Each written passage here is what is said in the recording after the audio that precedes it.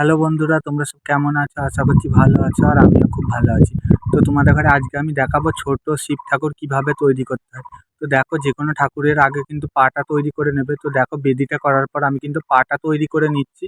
আর আমি কিন্তু এঁটেল মাটি ব্যবহার করেছি, যেটাকে বলে চিটে মাটি ব্যবহার করেছি। আর কোনো পাট কুচোনো বা কিছু আমি দিইনি, তো আমি শুধু চিটে মাটি ব্যবহার করেছি। তো প্রথম পাটা করে নেওয়ার পর দেখো কোমর অবধি করে নিচ্ছি। তো করে নেওয়ার পর তারপরে কিন্তু আমি বাঘ ছালটা করে নেব। পায়ের অতটা শেপ দেবো না, যেহেতু ঠাকুরটা অনেকটাই ছোট, তার জন্য কিন্তু অনেক পালিশ দরকার বা অনেক ধৈর্য দরকার। তো দেখো, তারপরে কিন্তু আমি দুটো হাত দুটো করে নেবো। তো দেখো, দুটো হাতই যেহেতু মুঠো করে থাকবে, তার জন্য কিন্তু আমার দুটো হাতই ভাঁজ করা থাকবে। তারপরে যে ভুঁড়ি হয় শিবের, সেই ভুঁড়িটা আমি করে নিচ্ছি। তারপর বাঘ ছালটাও করে নিচ্ছি। তো বাঘ ছালটা করার পর এবার কিন্তু আমি হাত দুটো করে নিচ্ছি। দেখো, তো হাত দুটোই ভাঁজ করে রাখবো। আর ঠাকুরটা যেহেতু বসা আর অনেকটাই ছোট, তার জন্য কিন্তু পালিশ আমি পরে দেবো।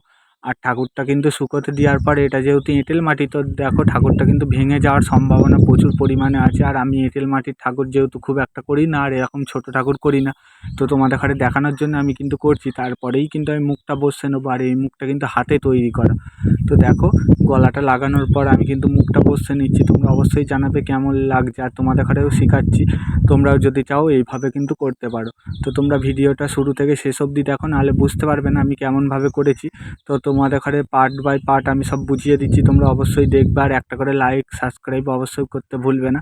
তো দেখো, তারপরে কিন্তু আমি চুলটা করে নিচ্ছি শিবের। আর সব যেহেতু মাটির করছি, ঠাকুরটা অনেকটাই ছোট, তো তারপরে সাবটা করছি। আর এই যে কমপ্লিট লুক, তোমরা অবশ্যই জানাবে কেমন হয়েছে। আর ঠাকুরটা তোমরা দেখলেই বুঝতে পারবে কতটা ছোট। তো অনেক ধৈর্য দরকার। তো তোমরা অবশ্যই জানাবে কেমন হয়েছে।